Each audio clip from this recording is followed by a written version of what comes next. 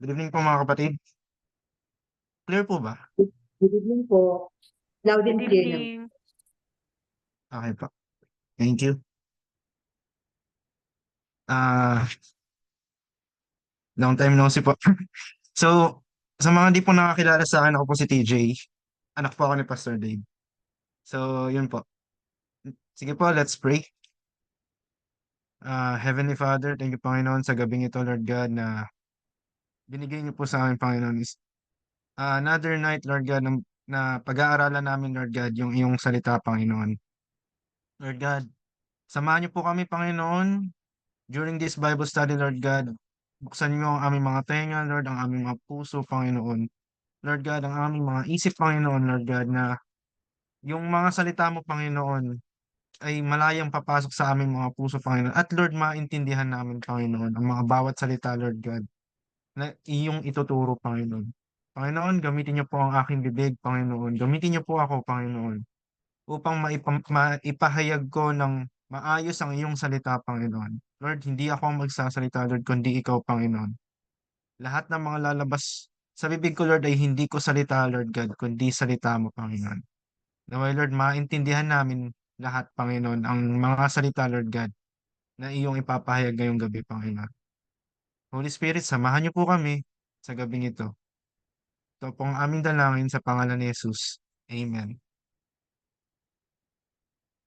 Amen.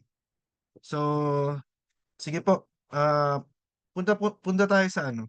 Matthew 22 verse 37.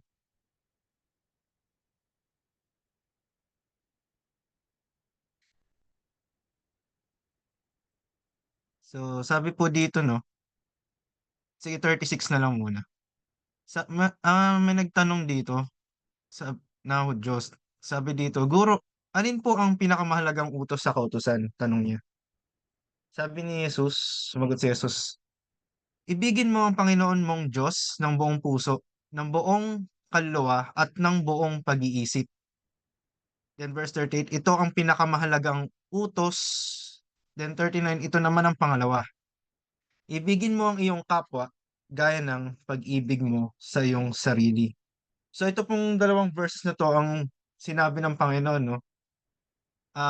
Two greatest commandments sa atin. Una, ibigin natin ang ating Diyos ng buong puso, buong kaluluwa at buong pag-iisip.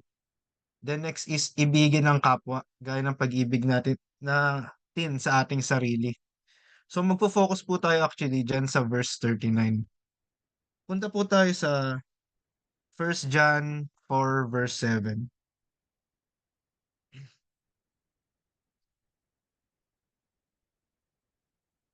So sabi po dito, no,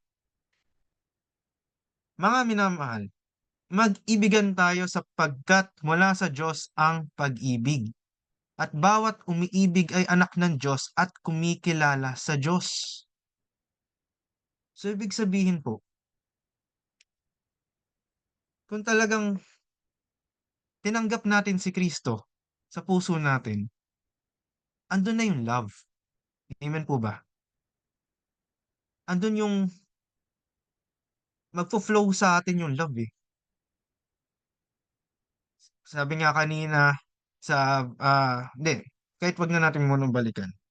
'Di ba sabi, two greatest commandments, one is love the Lord your God with all your heart, with all your soul, with all your mind, with all your strength. And the next is love your neighbor as yourself. So, tapos sinasabi dito, na mag-ibigan tayo sapagkat mula sa Diyos ang pag-ibig. So, ibig sabihin, yung utos ng Panginoon na yun, na sinasabi sa atin, na kung mamahalin nyo, mahalin nyo rin yung kapwa nyo. Yun po yung utos ng Panginoon. At nung tinanggap natin si Lord sa puso natin, yan po, ang bawat umiibig ay anak ng Diyos at kumikilala sa Diyos. Ang bawat umiibig ay anak ng Diyos at kumikilala sa Diyos. Verse 8, ang hindi umiibig ay hindi kumikilala sa Diyos sapagkat ang Diyos ay pag-ibig. Amen po ba? Ang hindi umiibig ay hindi kumikilala sa Diyos. So kung sinasabi natin na kilala ko si Lord, tinanggap ko si Lord sa buhay ko. Love na love ko si Lord eh.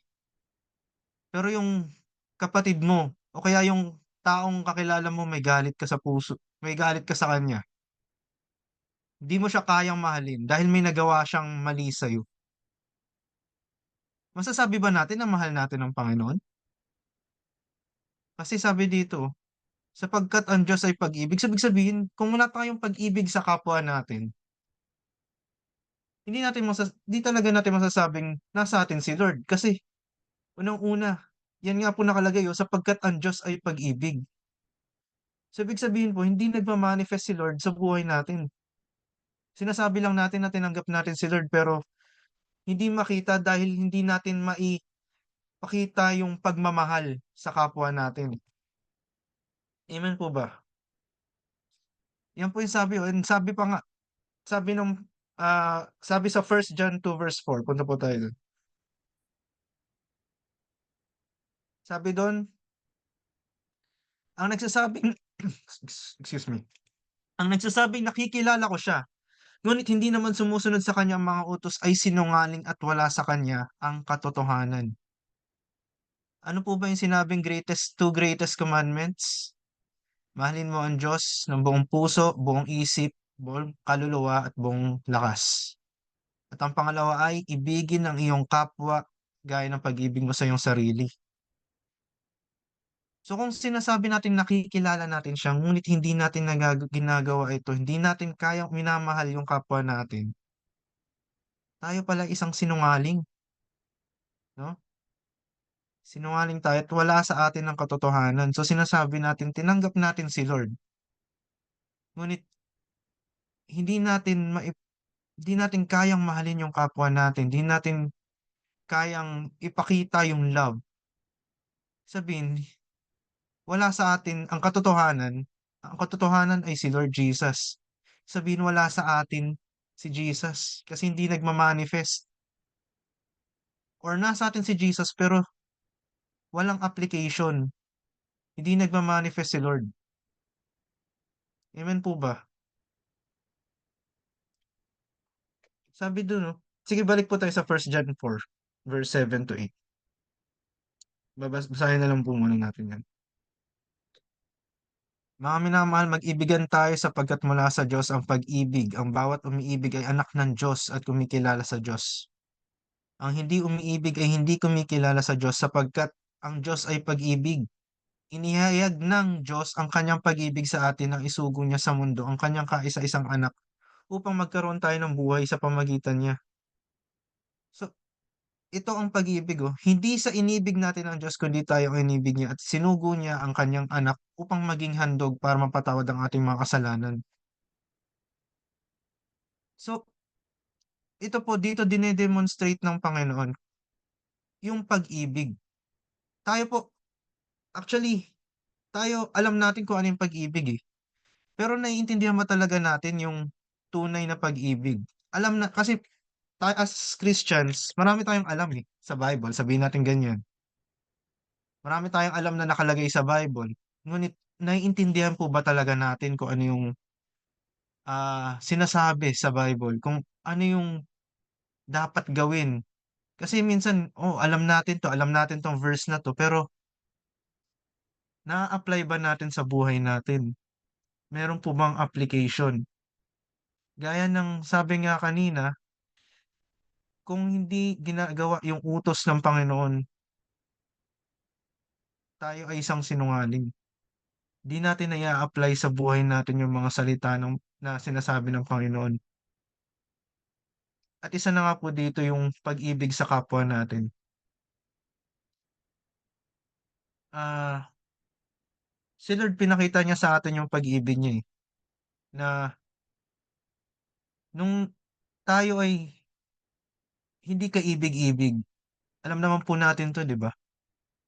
Na si Lord bumaba mula sa trono niya sa langit para maligtas tayo sa situation natin na hindi tayo kaibig-ibig, sa situation natin na napakarumi natin, sa situation natin na wala na talaga eh. But the Lord went down from heaven to earth to save us. Bumaba si Lord mula sa langit para lang maligtas tayo dahil mahal na mahal niya tayo. Sige po, palawakin nga po natin yung pag-ibig na to. Punta tayo sa 1 Corinthians 13.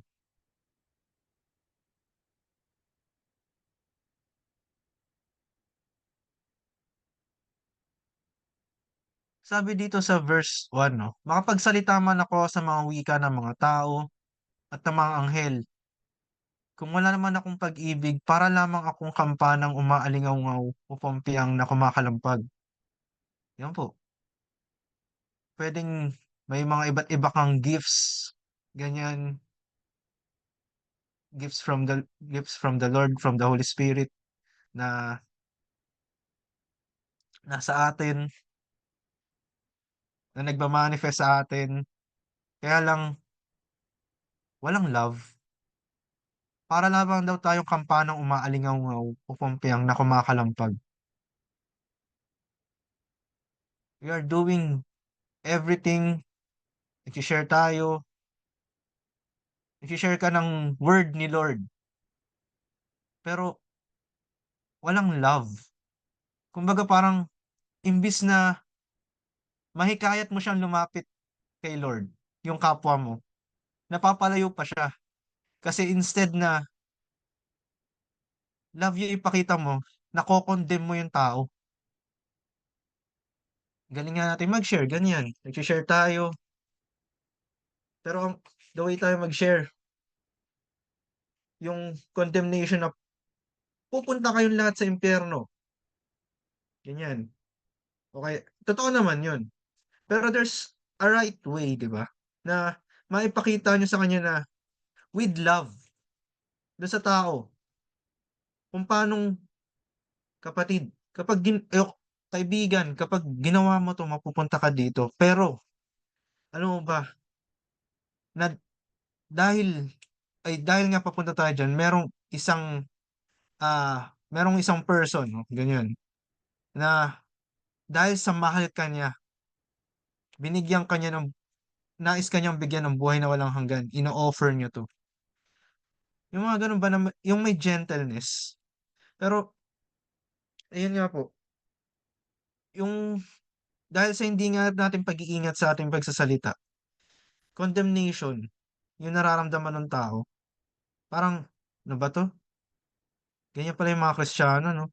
Nagja-judge. Kaya ngayon yung unang nasa isip nila eh. Judgment agad. Bakit? It's the way we deliver yung word.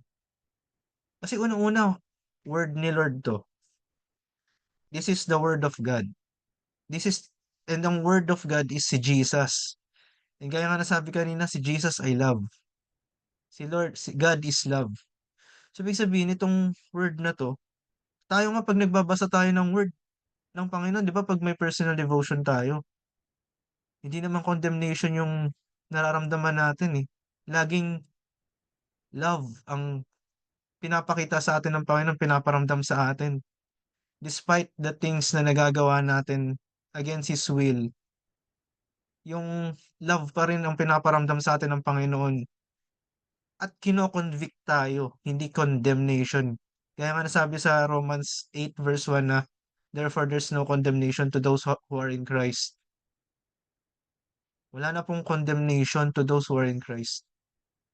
No? So, pag nagbabasa ka ng Bible, instead na condemnation yung mararamdaman mo, conviction, love. So, kung paanong love yung pinapakita sa atin ng Panginoon sa tuwing nagbabasa tayo ng salita, pag nag-share tayo, love din ang iparamdam natin. Amen po ba? Or kung hindi man sa pag-share ng salita, kung paano ba tayo makitungo sa tao? With love ba? May love ba tayo pag nakipag-usap tayo? Kung paano tayo mag-act sa harap ng ibang tao? Whether ka-close mo man yan o hindi? Or bago nga kilala mo pa lang? Sabi nga po verse 2, kung ako man ay may kakayahang magpahayag ng salita ng Diyos at umunawa sa lahat ng hiwaga, kung mayroon man ako ng lahat ng kaalaman at ng malaking pananampalataya na ano pa't nakakapagpalipat ako ng mga bundok. Ngunit kung wala naman akong pag-ibig, wala akong kabuluhan. So, kaya nga natin gawin 'to. Matalino at magaling tayo sa Bible, marami tayong alam sa mga ganyan. Gifted tayo, gifted talaga tayo. Grabe yung gifts na binibigay sa atin ng Panginoon. Kaya lang, kung walang love, wala pong kwenta lahat eh. Talagang dapat nangunguna talagang love. Sabi sa verse 3, sige po, basahin lang po natin. At kung ipamigay ko man ang lahat ng aking mga ari-arian at ialay ang aking katawan upang sunugin, ngunit wala naman akong pag-ibig, wala rin akong mapapala. Amen? So, kahit mag-offer ka na mag-offer, wala eh. Kung walang love, wala eh. Walang kwenta lahat. Basically, love talaga yung pinaka main thing na talagang ine-endorse ng Panginoon sa atin eh, no? Kumbaga kung walang love, walang kwenta lahat. The two greatest commandments is to love God with all your heart, with all your soul, with all your strength, with all your mind. And then, love your neighbor as yourself. Di lang yan yung basta pagmamahal na, yun nga, gaya nga ng sabi ko kanina, alam natin kung ano yung love. Marami kasing klase ng love eh. Pwede yung love na nasa isip natin is yung love na yung sa boyfriend, girlfriend o kaya sa mag-asawa. Pero napakalawak kasi ng love eh. Meron din yung love sa kaibigan, love sa pamilya, love, yung ah agape love in which yung kaya mong alam mo yung unconditional love na magbibigay ka tapos hindi ka maghihingi ng kapalit. Maraming klase ng love eh. Pero sa panahon natin ngayon, sa generation ngayon, may mga taong ah iba yung pagkakaintindi sa love. Yung andun yung common misconception na yung love is ganito lang, simple lang. Pero napakalawak po kasi niyan eh. Akala natin okay na 'to. Akala natin ito na yun. Yung ginagawa natin love na yun, pero hindi pala natin naipaparamdam sa kapwa natin yung love. Sige po, sa verse 4, sabi dito, ang pag-ibig ay matiyaga, sabi diyan 'no, ay matiyaga, magandang loob. Sabi diyan, ang pag-ibig ay matiyaga. So, in English, sige po basahin po natin in English. Sa siguro NIV or NKJV. Sabi diyan, love suffers long. Amen po ba? Andun yung sobrang tindi ng pasensya mo. Love is patient. Na hindi ka madaling magalit, nasaktan ka man ng tao, hindi agad-agad magtatanim ng galit. Love is kind. Love does not envy, hindi ka maiinggit. Hindi, hindi, hindi naiinggit. Love does not parade itself. Hindi mo kailangan ipakita. Hindi mo kailangang i-display. Di ba? Love does not parade itself, is not puffed up. Sige, NIV nga po, para masyadong malalim eh.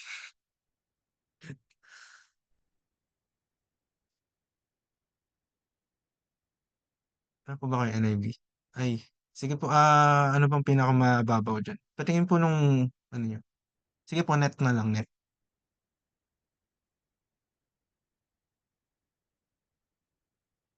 Verse 4. So, love does not brag, is not proud. Amen po ba? Hindi mo kailangan ipagmayabang yan. Kasi ang love, calm yan. Simple yan. Hindi mo kailangan ipagmalaki yan. Hindi mo kailangan ipagmalaki na mahal ko to, ganyan, ganyan. Kasi words na yan eh. Andun sa actions. Kailangan iparamdam mo, hindi yung maririnig lang. nung kapwa mo na mahal mo siya. Does not behave itself inappropriately, does not seek its own way, is not irritable, does not keep a record of wrongs. Sige po, balik natin sa RTPV.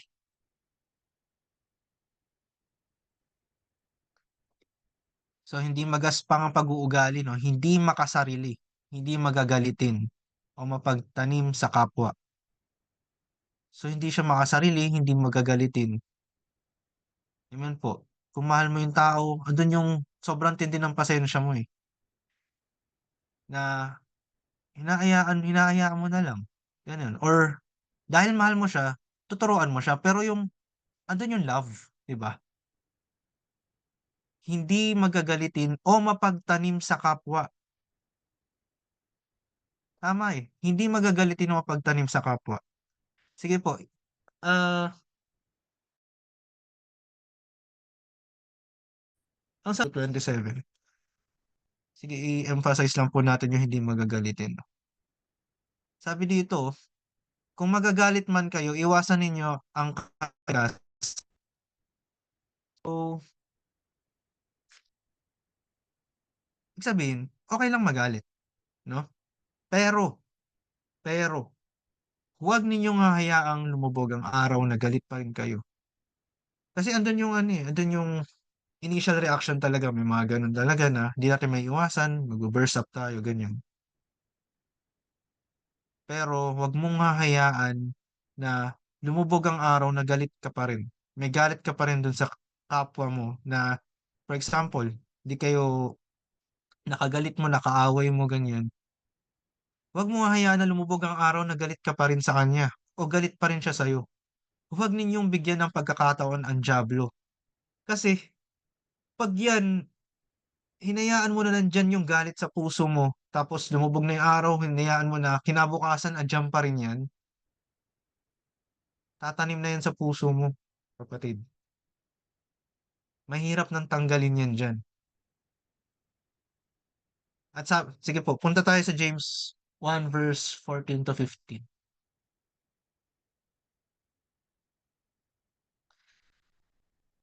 14 po, 14. Sabi dito, natutokso ang tao kapag siya'y naaakit at napapatangay sa kanyang sariling nasa, no?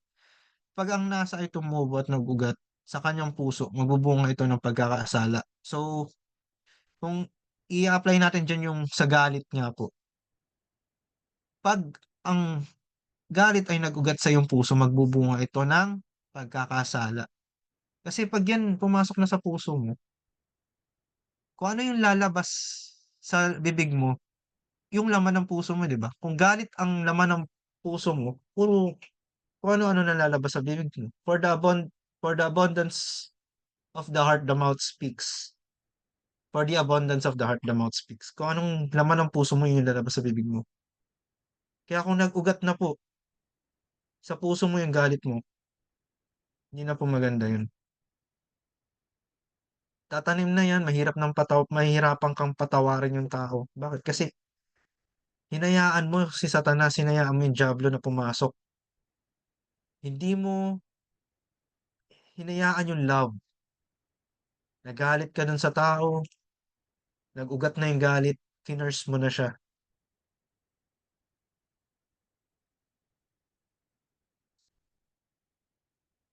Sabi nga po, kapag ang kasalanan ay lumala, ito'y hahantong sa kamatayan. So dahil tumubo na, nag-ugat na out of the abundance of the heart, the mouth speaks. Okay. Thank you po. So ayun po. Kapag ang kasalanan ay lumala, ito ay hahantong sa kamatayan. So wag natin hahayaan na mag-ugat pa sa puso natin tong galit na to. Sige po, balik po tayo dun sa Ephesians 46. Ay, 4 verse 26 pala. Yan o.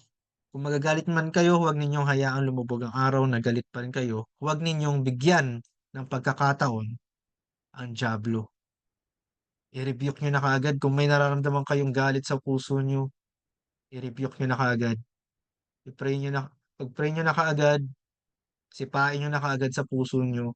Kapag nararamdaman nyo naiinis kayo sa isang tao, tanggalin nyo na po sa puso nyo yun. Huwag nyo hahayaan na magkaroon ng galit sa puso nyo. Mapapansin nyo po yan eh.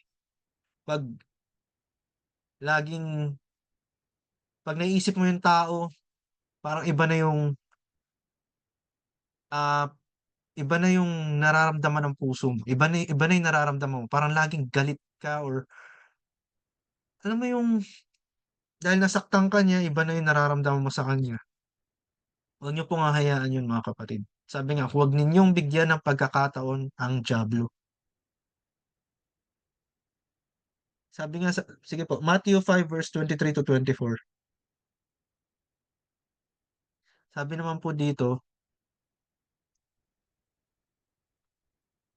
23 po. 23. 23.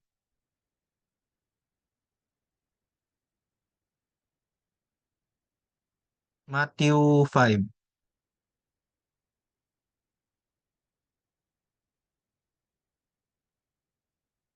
verse 23 po.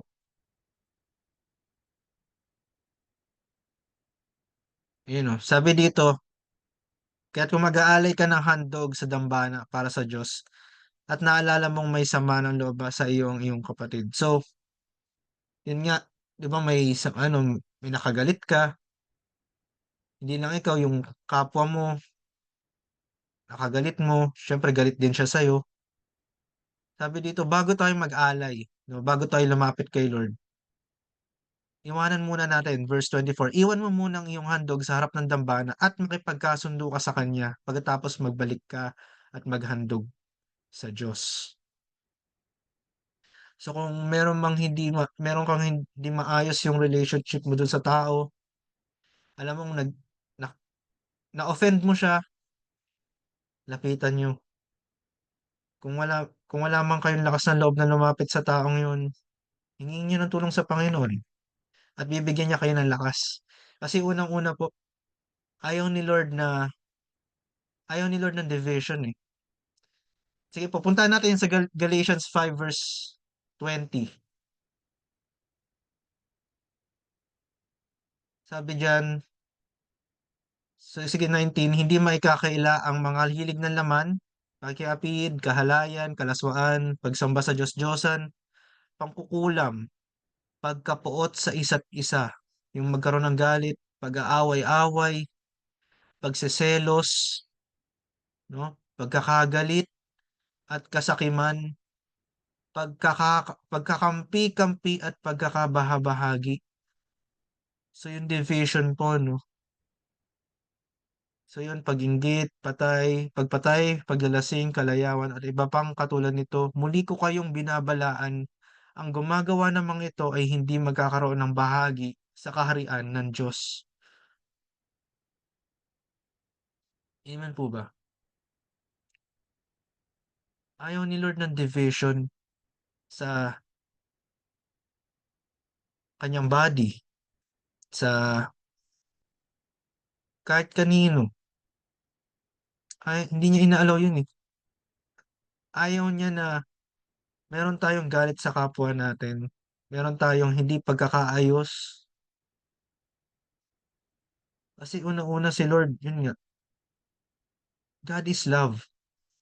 God is love. Tapos tayong mga Kristiyano, hindi natin maipakita yun dahil mas nangunguna yung emotion natin, yung feeling natin na, hindi, nasaktan ako eh.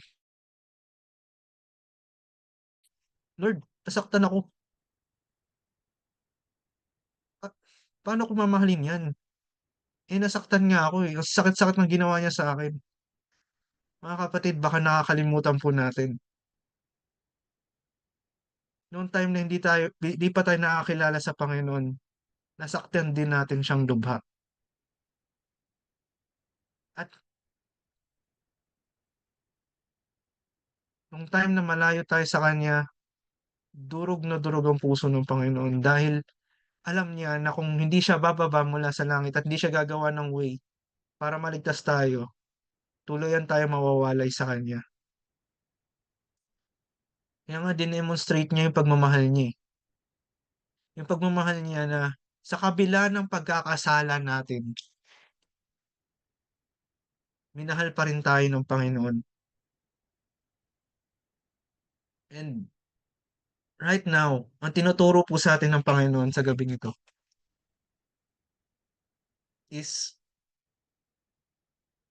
kung paano niya tayo minamahal, ganun din natin mahalin yung kapwa natin. Na sa kabila ng mga nagawa niya, nung taong yun sa'yo, mahalin mo pa rin siya.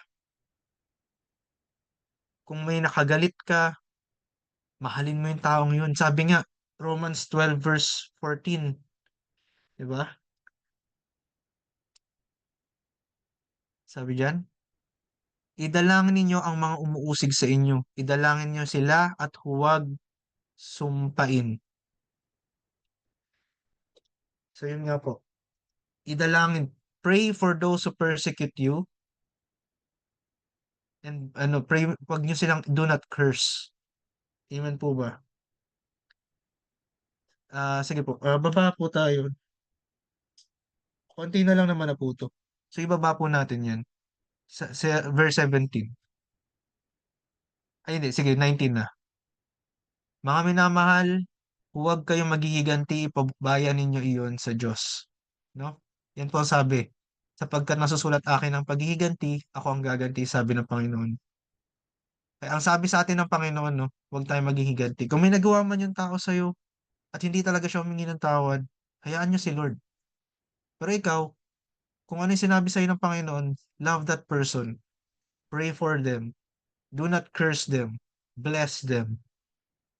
And ipakita mo pa rin sa Kanya yung pagmamahal na yun. Sige po, yun nga po, yung dinedemonstrate sa atin ng Panginoon na kung, ito yun eh, kung paanong minahal niya tayo nung una, sa kabila ng mga pagkakasala natin sa Kanya, nung nanumbalik tayo sa Diyos, the same love kung paano Kanya minahal, nung bumalik ka sa Kanya, the same love pa din, yung pinaparamdam niya sa'yo, hindi nagbago. Amen po ba? Amen. Yun po yung gustong ipaano sa atin ng Lord eh. Na kahit anumang naramdaman mo, naranasan mo, galit, puot, or may nakasakit sa'yo, pag humingi ng tawad, lumapit sa'yo, patawarin mo. Hindi po yung dahil, parang, kasi madalas po sa atin, no? Pag nasaktan ka ng taong to, strike one, o strike two na, wala na, hindi ko na kayang pagkatiwalaan to.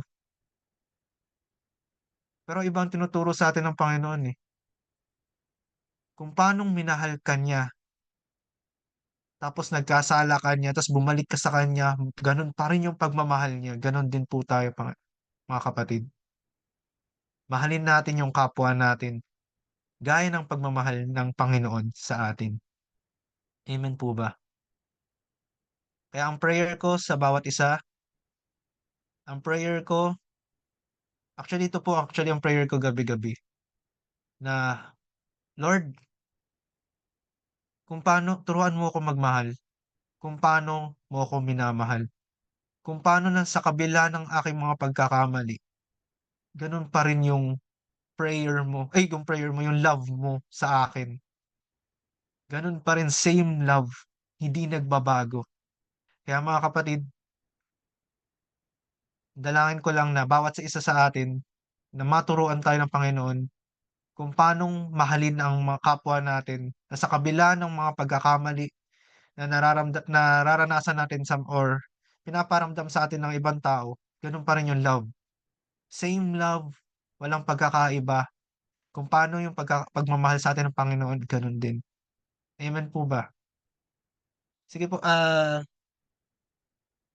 last few verses na lang, sige po. Saan yan? First John 4 verse 20. Sige po, yung last two verses na lang dun.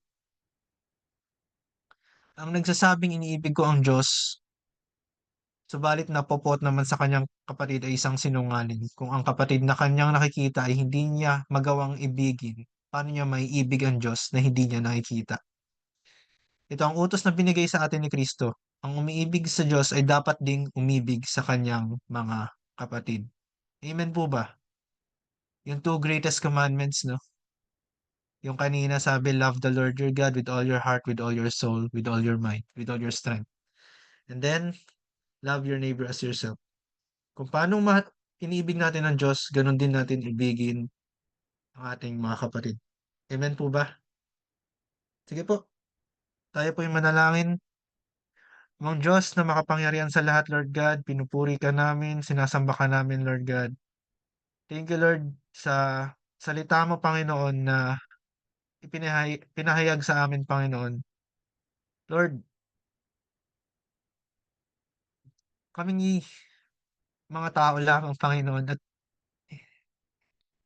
marami kami nagagawa, Panginoon, na hindi tama, Panginoon.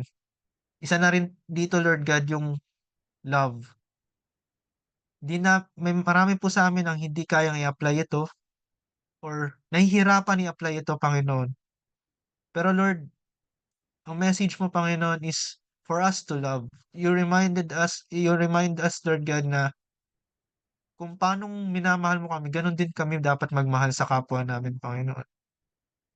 Dahil ikaw ay nasa amin, Panginoon, ganun din dapat. Panginoon, tulungan mo ang bawat isa, Lord God. Tulungan niyo po kami, Panginoon. Na Lord, kung paanong minamahal niyo kami, Lord God, at kung paanong minahal mo kami, Lord, sa kabila ng aming mga kasalanan at pagkakamali, Panginoon, sa kabila ng aming mga kapalpakan, Panginoon.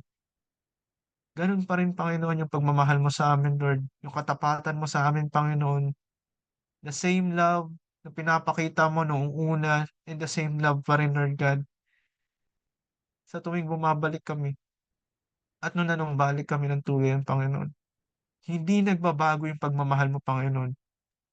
At Lord, dahil ikaw ay nasa puso namin, Panginoon, at tunay nga, Lord, na gusto naming i-apply sa buhay namin, Panginoon, ang itong utos mo, Panginoon. Lord, turuan mo kami na mahalin yung kapwa namin gaya ng pagmamahal mo sa amin, Panginoon. Di magagawa ng tao ito, Panginoon, pero kaya ng Diyos. Gaya nga ng sabi mo, Panginoon, sa Philippians 2:13, sabi mo dun, sapagkat ang Diyos ang kumikilos sa inyo upang inyong naisin at isagawa ang kanyang kalooban.